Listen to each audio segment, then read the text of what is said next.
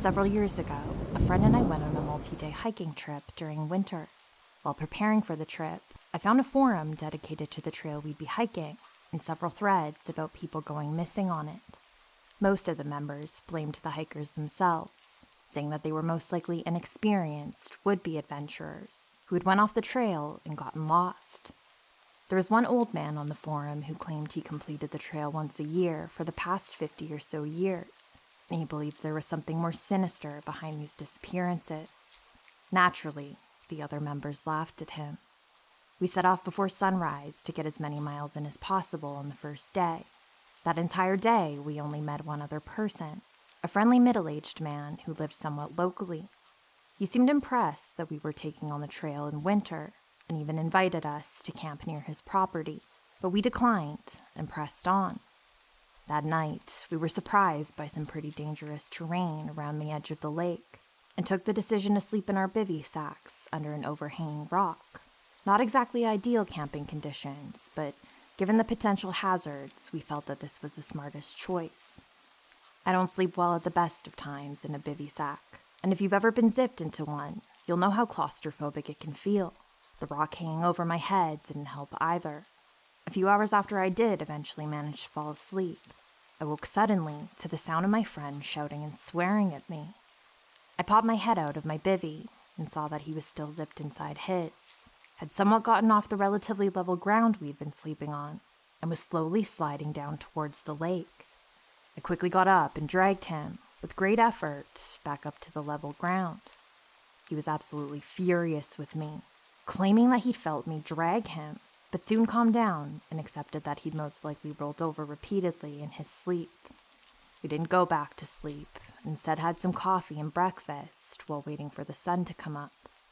When we did set off, it started to rain heavily and didn't stop for most of the day.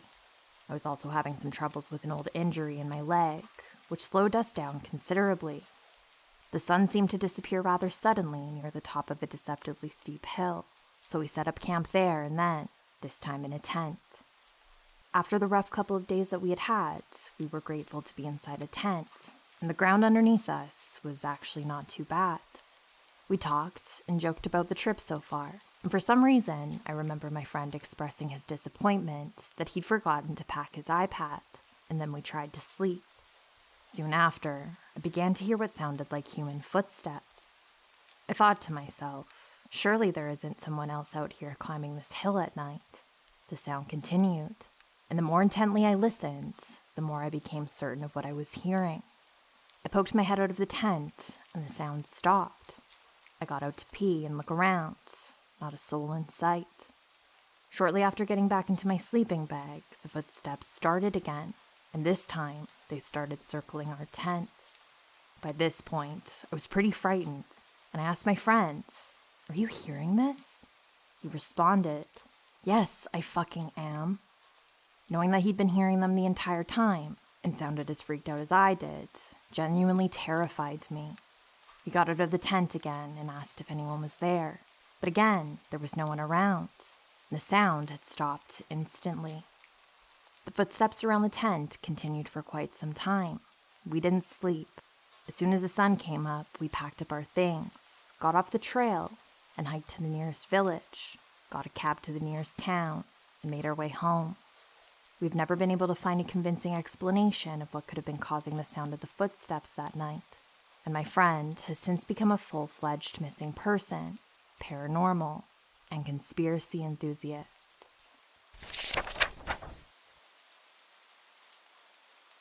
When I was 8 years old, back in the mid-1970s, I was in the Scouts.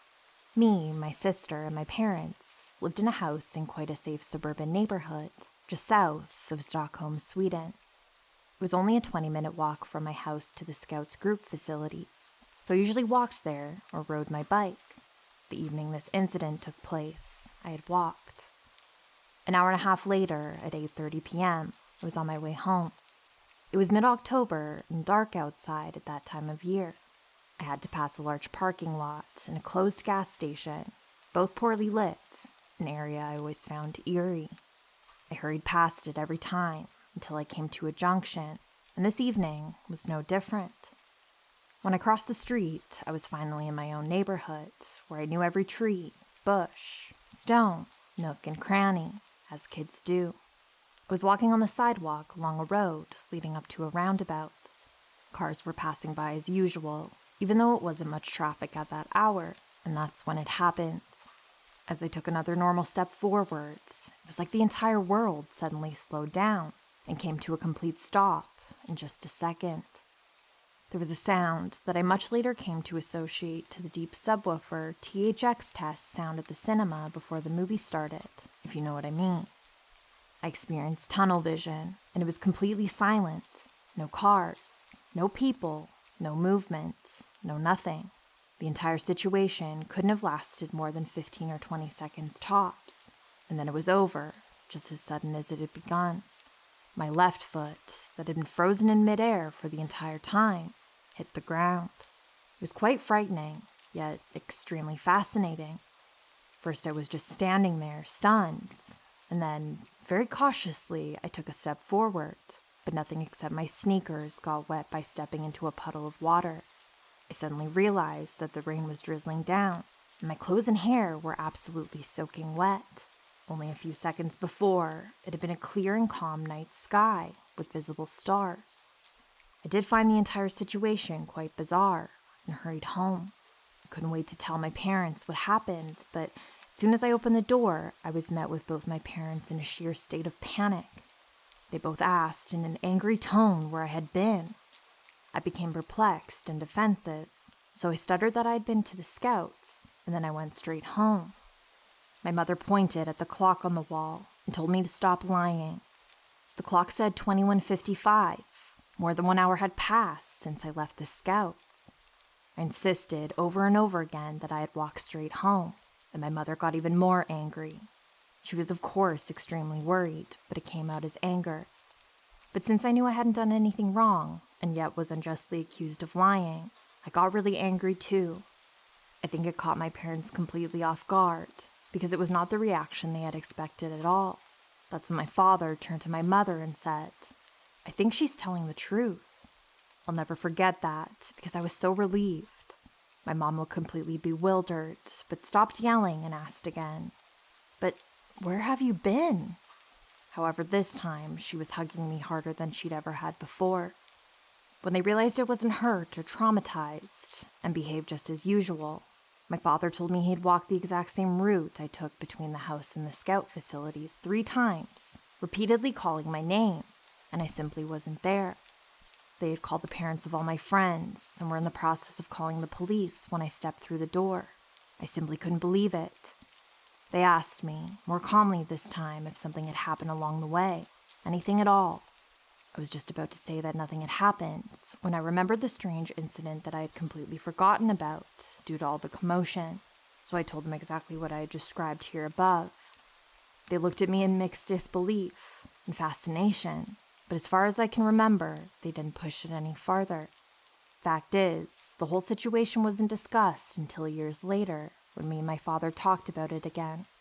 I again insisted that things happened exactly like I had told him years ago, and he replied that he wanted to believe me, but the story was simply too fantastic to take in, even after all these years had passed. He said, "You were gone, son, as if you had simply vanished from the face of the earth. You were missing for more than an hour. Where did that time go? Where did you go?" Needless to say, I couldn't answer him. Even later, when my father had died, I talked to my mother about it, and to my surprise, she laughed and said she always thought I'd been abducted by aliens. I'm 55 now, and I still can't make heads or tails of that incident. I never saw any strange lights or disc-shaped objects, but believe me, I really wish I had. That would have at least had made some kind of sense. However, I truly haven't gotten a clue what happened in that lost hour. All I know is that it happened exactly the way I told you now. I told my wife about it, but I never told anyone else. However, I did write the entire thing down the same night it happened, and so did my mom, I much later found out. So what do you think? Any thoughts? If you have any questions, feel free to ask.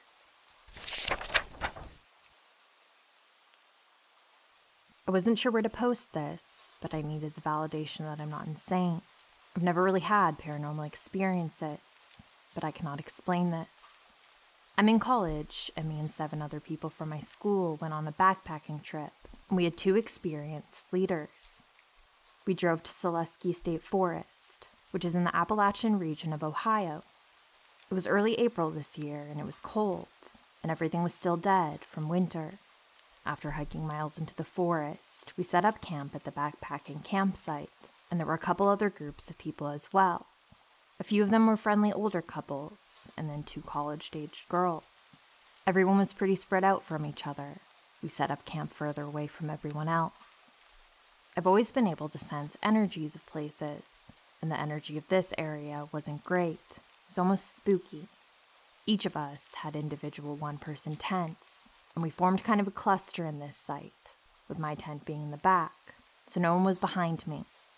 Our cluster was also right next to the forest, because this backpacking site was like a big cleared-off square in the middle of the trees. Fast forward, I'm dead asleep around 2 a.m., and I wake up to leaves crunching right behind my tent. I hear footsteps walking in circles around my tent. They had sort of a heaviness to them that couldn't be a deer or a dog. Also, it just sounded like 2 legs. I cannot make this up. This creature was circling my tent for long periods of time, slowly creeping up to the sides of my tent, and then just stopping, and then would move on to walk around the rest of our tent cluster. I could hear human-like breathing when it was close to my tent, like a light sort of heaving. I was shaking, too scared to unzip my tent and investigate. I kid you not, this occurred for hours, and it seemed like I was the only one awake. Out of nowhere, I see an illuminated light shape from my tent, although I couldn't tell what it was from inside my tent, because it was all zipped up. It was like a warm glow. I might have assumed it was someone's flashlight, except no one was moving. I was paralyzed in fear. I simply couldn't believe it was an animal. At some point, I fell asleep due to sheer exhaustion, but I could hear the heavy footsteps circling until I did. In the morning, I questioned my fellow campers about it, and my leader admitted that she heard footsteps and noises as well, admitting it was bizarre, and she would have investigated had she not been so groggy. One of the boys in the group said he also noticed the light that came on, but thought it was someone else. Not a single person in this group went up to go to the bathroom or turned on a light that night. I've heard things about the Appalachians regions being creepy and bizarre, and now I believe it. Has anyone had a similar experience?